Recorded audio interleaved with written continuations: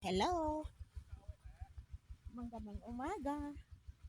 Ayan, nandito ako sa aming gulay. Ayan po, ang ganda ng gulay. Ayan, maraming gulay.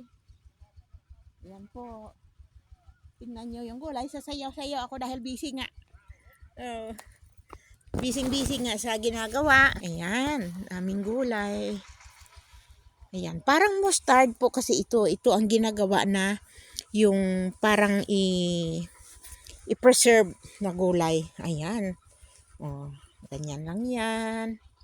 Yan po lahat. Ang dami-dami po. Ayan po. Ayan. Ito naman ang sibuyas. Ayan. Yan po. Maraming sibuyas po. At saka alam nyo ba, masarap ito yung bulaklak niya. Ayan. Thank you very much for watching.